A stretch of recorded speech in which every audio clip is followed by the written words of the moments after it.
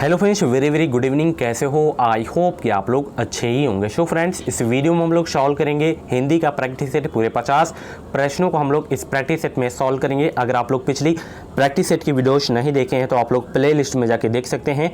Play list में आपको bed entrance exam का प्रीवियस ईयर पेपर्स भी मिल जाएगा 2012 से लेकर 2020 तक का। फ्रेंड्स, अगर आप लोगों को और भी प्रैक्टिस सेट की वीडियोस देखनी है तो आप लोग प्ले लिस्ट में जाके देख सकते हैं। प्ले लिस्ट में आपको सारी प्रैक्टिस सेट की वीडियोस मिल जाएगी, टॉपिक वाइज की क्लास मिल जाएगी वहाँ पे। तो चलिए इस प्रैक्टिस सेट को हम लोग फटाफट सॉल्व करते हैं। पूरे 50 प्रश्नों को हम लोग सॉल्व करेंगे। अगर आप लोग अपने पास पेन कॉपी नहीं रखे हैं तो वीडियो को पॉज करें, तुरंत अपने पास पेन कॉपी रखें। जिन क्वेश्चंस में इंपॉर्टेंट लिख दूँ, स्टार लगा दूँ, तो उन क्वेश्चंस को आप लोग जरूर से जरूर नोट कर लिया करें। यही सारे क्वेश्चंस आपके एग्जाम में भी देखने को मिलेंगे। पहला क्वेश्चन यहाँ पे देख सकते हैं, अमरस जो है किसका पर्यायवाची है, ये आपको बताना है। 4 ऑप्शन आपके सामने दिए गए हैं। जो भी इस क्वेश्चन का राइट आंसर आप लोग कमेंट बॉक्स में फटाफट बताएं, या तो लास्ट में आप लोग बताइएगा। 50 में से आपकी जितने भी क्वेश्चंस करेक्ट हों, नाम स्कोर जरूर से जरूर बताइएगा। तो अमरस किसका पर्यायवाची है? ये है क्रोध का पर्यायवाची। ऑप्शन डी करेक्ट होगा इस क्वेश्चन का राइट आंसर। पर्यायवाची से 2 क्वेश्चंस फिक्स रहते हैं। अगला प्रश्न, मदन सलाका किसका पर्यायवाची है? लगातार क्वेश्चंस यहाँ पे देख सकते हैं पर्यायवाची के लगाए गए हैं। तो मदन सलाका किसका पर्यायवाची है, ये आपको बताना है। तो मदन सलाका किसका पर्यायवाची है? ये है कोयल का। ऑप्शन जो है सी करेक्ट होगा इस क्वेश्चन का राइट आंसर। अगला प्रश्न आप लोग यहाँ पे देख सकते हैं, जो कि बहुत ही इंपॉर्टेंट क्वेश्चन है। जो इंद्र पर विजय प्राप्त कर चुका हो उसके लिए एक शब्द क्या होगा, ये आपको बताना है। तो देखिए, जो इंद्र पर विजय प्राप्त कर चुका हो उसके लिए एक शब्द क्या होगा? इंद्रजीत। ऑप्शन जो है डी करेक्ट होगा इस क्वेश्चन का राइट आंसर। अगला प्रश्न, घटनाओं का कालक्रम से किया गया वर्णन कहलाता है। क्या कहलाता है, ये आपको बताना है। तो घटनाओं का कालक्रम से किया गया वर्णन जो कहलाता है वो कहलाता है इतिवृत्त। ऑप्शन जो है ए करेक्ट होगा इस क्वेश्चन का राइट आंसर। फ्रेंड्स, मैं आपको बता दूं, अगर आपको 2021 में बीएड करना है तो आप लोग इस चैनल से जुड़ जाइए। चैनल को सब्सक्राइब नहीं किए हैं तो प्लीज़ चैनल को सब्सक्राइब करके बगल में बेल आइकन को ऑल पे प्रेस कर लीजिएगा, ताकि हर एक वीडियो को नोटिफिकेशन आपको समय समय से मिलता रहे। अगला प्रश्न, अपकार का विलोम शब्द बताइए। विलोम शब्द यहाँ पे 2 क्वेश्चंस लगातार पूछे गए हैं। तो अपकार का जो विलोम शब्द होगा वो होगा उपकार। ये क्वेश्चंस एक दिन में पोस्ट किया था, ठीक है। अपकार का जो विलोम शब्द होगा क्या होगा? उपकार। उसी तरह अभियुक्त का विलोम आपको बताना है। अभियुक्त का विलोम क्या होगा? तो अभियुक्त का जो विलोम शब्द होगा वो होगा निरपराध। ऑप्शन ए करेक्ट होगा इस क्वेश्चन का राइट आंसर। ये रहा अगला प्रश्न, अभिभावक में कौन से उपसर्ग का प्रयोग हुआ है, ये आपको बताना है। उपसर्ग पहले लगता है शब्द के, तो अभिभावक में जो उपसर्ग का प्रयोग हुआ है वो हुआ है अभि, ठीक है। अभिभावक को पढ़िए, अभी स्टार्टिंग में क्या निकल के आ रहा है? अभि। तो ऑप्शन जो है सी करेक्ट होगा इस क्वेश्चन का राइट आंसर। अध्ययन में उपसर्ग बताइए। अध्ययन में उपसर्ग क्या होगा? तो अध्ययन में जो उपसर्ग होगा वो होगा अधि। ऑप्शन जो है सी करेक्ट होगा इस क्वेश्चन का राइट आंसर। उज्ज्वल का छंद विच्छेद क्या होगा? उज्ज्वल का छंद विच्छेद आपको बताना है। तो उज्ज्वल का जो छंद विच्छेद होगा वो होगा उत्धन ज्वल। ऑप्शन डी में जो आपको दिख रहा है। अगले प्रश्न आप लोग यहाँ पे देख सकते हैं, उच्चारण के समय जीभ की स्थिति के अनुसार स्वरों के कितने भेद किए गए हैं? फटाफट बताइए, स्वरों के कितने भेद किए गए हैं जीभ की स्थिति के अनुसार? तो स्वरों के कितने भेद किए गए हैं जीभ की स्थिति के अनुसार? 3 भेद किए गए हैं। ऑप्शन जो है बी करेक्ट होगा इस क्वेश्चन का राइट आंसर। ये रहा अगला प्रश्न, शुद्ध वर्तनी। शुद्ध वर्तनी वाला जो है मैं पूरा करवा दिया था। अगर आप लोग नहीं देखे हैं तो प्ले लिस्ट में जाके देख सकते हैं। मैं आपको बताया था जो जो इंपॉर्टेंट है, जो एग्जाम में पूछे जाते हैं। शुद्ध वर्तनी, इसमें ज्योत्सना शब्द दिया गया है। तो ज्योत्सना जो है कौन सा शुद्ध है, ये आपको बताना है इसमें से।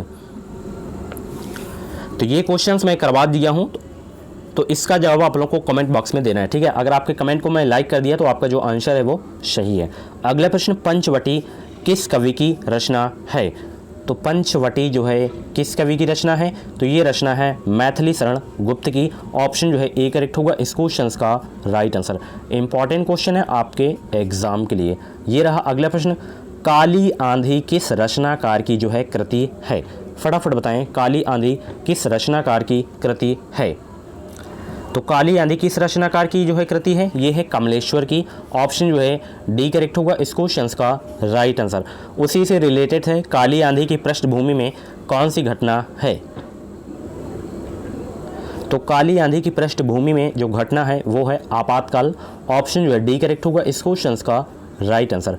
अगला प्रश्न, 8 आंसू बहाना मुहावरे का अर्थ क्या होगा? फटाफट बताएं, 8 आंसू बहाना मुहावरे का अर्थ क्या होगा? तो 8 आंसू बहाना मुहावरे का जो अर्थ है कि बुरी तरह जो है पछताना। ऑप्शन बी करेक्ट होगा इस क्वेश्चन का राइट आंसर। अगला प्रश्न, निम्न में कौन मात्रिक छंद नहीं है? 3 मात्रिक छंद एक नहीं है, उसको आपको बताना है। तो शवयव जो है आपका मात्रिक छंद का नहीं है। ऑप्शन जो है डी करेक्ट होगा इस क्वेश्चन का राइट आंसर। उसी तरह इसमें बताना है वर्णिक छंद कौन सा नहीं है। तो कुंडलिया जो है वर्णिक छंद नहीं है। ऑप्शन जो है डी करेक्ट होगा इस क्वेश्चन का राइट आंसर। अगला प्रश्न, निम्न में कौन अर्थालंकार नहीं है? तो यमक अलंकार जो है अर्थालंकार नहीं है। ऑप्शन सी करेक्ट होगा इस क्वेश्चन का राइट आंसर। अगला प्रश्न, आचार्य भरत के अनुसार स्थायी भाव की संख्या कितनी है? फटाफट बताइए, आचार्य भरत के अनुसार स्थायी भाव की संख्या कितनी है? तो आचार्य भरत के अनुसार जो स्थायी भाव की संख्या है वो है 9। ऑप्शन बी करेक्ट होगा इस क्वेश्चन का राइट आंसर। कोणार्क और पहला राजा किसकी प्रसिद्ध कृति है? काफ़ी अच्छा क्वेश्चन है, इंपॉर्टेंट क्वेश्चन है।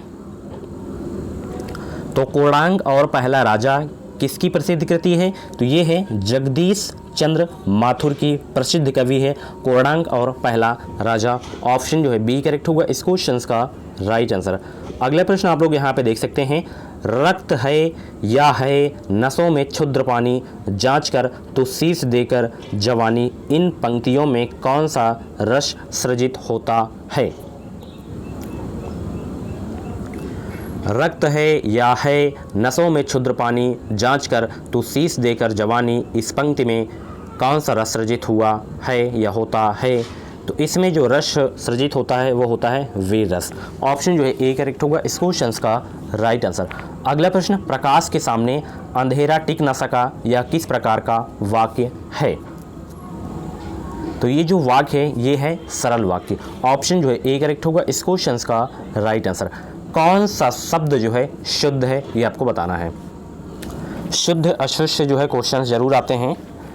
तो कौन सा शब्द शुद्ध है? पुनर्जागरण शब्द यहाँ पे दिया गया है। पुनर्जागरण का शुद्ध रूप आपको छांटना है, चारों में से कौन सा है? तो ऑप्शन डी में जो आपको दिख रहा है पुनर्जागरण, यही जो है शुद्ध है। ऑप्शन जो है डी करेक्ट होगा इस क्वेश्चन का राइट आंसर। अगला प्रश्न जो कि बहुत ही इंपॉर्टेंट क्वेश्चन है, नाक का बाल होना किस मुहावरे का अर्थ है? फटाफट बताइए, नाक का बाल होना किस मुहावरे का अर्थ है? तो नाक का बाल होना किस मुहावरे का अर्थ है? ये है अधिक प्यारा होना, यही नाक का बाल होना मुहावरे का अर्थ है।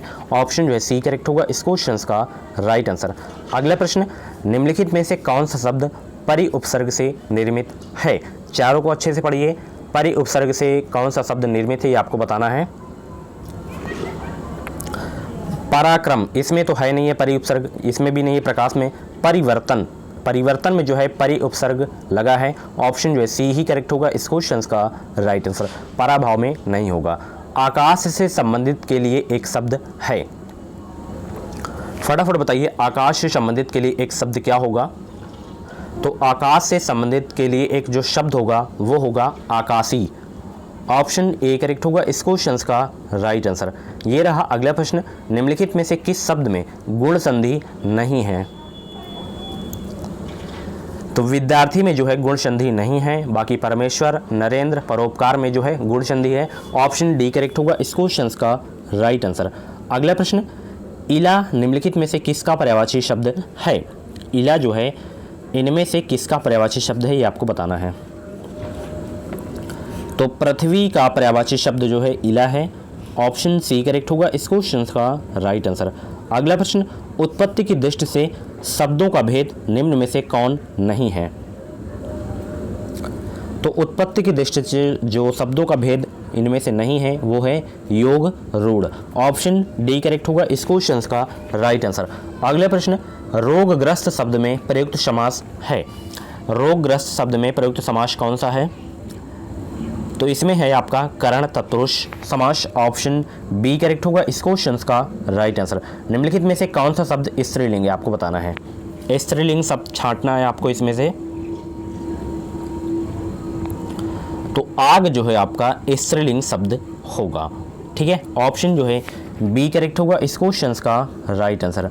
अगला प्रश्न, उमा नौकर से दूध मंगवाती है, वाक्य में कौन सी क्रिया है?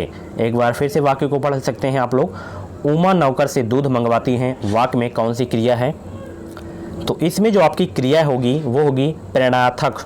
ऑप्शन जो है ए करेक्ट होगा इस क्वेश्चन का राइट आंसर। अगला प्रश्न, तुलनात्मक विशेषण की हिंदी में कितनी अवस्थाएं होती हैं? 2, 3, 4, केवल एक, कितनी अवस्थाएं होती हैं ये आपको बताना है तुलनात्मक विशेषण में। तो इसमें जो अवस्थाएं होती हैं वो होती हैं 3। ऑप्शन जो है बी करेक्ट होगा इस क्वेश्चन का राइट आंसर। अगला प्रश्न, निम्न में से किस संज्ञा की गणना नहीं की जा सकती है? तो भाववाचक संज्ञा की गणना नहीं की जा सकती है। ऑप्शन जो है डी करेक्ट होगा इस क्वेश्चन का राइट आंसर। अगला प्रश्न, प्रयत्न के आधार पर रा व्यंजन की किस कोटि में आता है? तो ये आता है प्रकंपित कोटि में रा व्यंजन। ऑप्शन जो है ए करेक्ट होगा इस क्वेश्चन का राइट आंसर। अगला प्रश्न आप लोग यहाँ पे देख सकते हैं, निम्नलिखित में से तमिल भाषा की लिपि कौन सी है? इसमें जो तमिल भाषा की लिपि है वो है द्रविड़। ऑप्शन सी करेक्ट होगा इस क्वेश्चन का राइट आंसर। निम्न में से कौन सुमेलित नहीं है?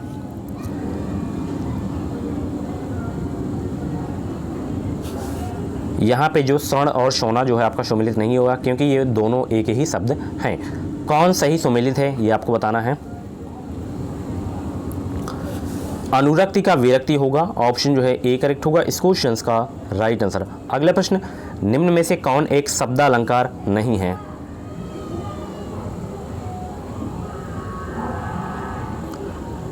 तो शब्दालंकार इसमें से नहीं है आपका उपमा। ऑप्शन डी करेक्ट होगा इस क्वेश्चन का राइट आंसर। निम्न में से कौन से शब्द की वर्तनी शुद्ध है? यहाँ पे सन्यास, श्रीमती, हितैषी, हिंदू दिया है, तो कौन सी किस शब्द की वर्तनी शुद्ध है ये आपको बताना है। तो हितैषी जो है आपकी वर्तनी शुद्ध होगी। ऑप्शन जो है सी करेक्ट होगा इस क्वेश्चन का राइट आंसर। बाकी जो है आपके अशुद्ध होंगे। चिराग तले अंधेरा कहावत का सही अर्थ क्या है? तो चिराग तले अंधेरा कहावत का जो सही अर्थ होगा वो होगा अपनी बुराई नहीं दिखना। ऑप्शन ए करेक्ट होगा इस क्वेश्चन का राइट आंसर। अगला प्रश्न, मूर्ख धनवान किस लोकवक्ति को चरितार्थ करता है? तो मूर्ख धनवान जो लोकवक्ति को चरितार्थ करता है वो है लोकवक्ति आपकी आंख का अंधा गांठ का पूरा। ऑप्शन बी करेक्ट होगा इस क्वेश्चन का राइट आंसर। अगला प्रश्न, सबका अपनी अपनी मर्जी से काम करना किस लोकवक्ति का अर्थ है? अपनी डफली अपनी राख, यही इस लोकोक्ति का अर्थ है, सबका अपनी अपनी मर्जी से काम करना। ऑप्शन जो है ए करेक्ट होगा इस क्वेश्चन का राइट आंसर। अगला प्रश्न यहाँ पे देख सकते हैं, निम्नलिखित प्रत्येक वाक्य के नीचे 4 विकल्प दिए गए हैं, उनमें कोई एक विकल्प उक्त वाक्य का शुद्ध रूप है, उसका चयन करना है। जैसे यहाँ पे मैंने रोटी खाया, इसका उक्त वाक्य यानी कि शुद्ध रूप कौन सा होगा चारों में से, ये आपको बताना है। मैंने रोटी खाया, इसका जो है उक्त वाक्य कौन सा होगा? ऑप्शन ए में जो दिख रहा है मैंने रोटी खाई, यही इसका उक्त वाक्य यानी कि शुद्ध रूप होगा। ऑप्शन जो है ए करेक्ट होगा इस क्वेश्चन का राइट आंसर। उसी तरह इसमें भी आपको बताना है, वहाँ भारी भरकम भीड़ जमा थी, वहाँ भारी भीड़ जमा थी, इसका सही उक्त वाक्य होगा, शुद्ध रूप होगा। ऑप्शन जो है ए करेक्ट होगा इस क्वेश्चन का राइट आंसर। शुद्ध वर्तनी वाला इसमें से शब्द कौन सा है? आजीविका छांटना है आपको, चारों में से कौन सा है? आजीविका। ऑप्शन डी में जो आपको दिख रहा है यही इसका शुद्ध वर्तनी वाला शब्द होगा। अगला प्रश्न, इनमें से किस शब्द की वर्तनी शुद्ध है? मनोकामना की, मनोहर की, मनोयोग की, मनोरथ की। तो मनोकामना शब्द की वर्तनी जो है आपकी अशुद्ध है। ऑप्शन जो है ए करेक्ट होगा इस क्वेश्चन का राइट आंसर। बाकी जो है आपके सही हैं, ये आपका मनोकामना अशुद्ध है। अगला प्रश्न, देवनागरी किस भाषा की लिपि नहीं है? तो देवनागरी जो है उर्दू भाषा की लिपि नहीं है। ऑप्शन जो है डी करेक्ट होगा इस क्वेश्चन का राइट आंसर। अगला प्रश्न, संबल में कौन सी ध्वनि है?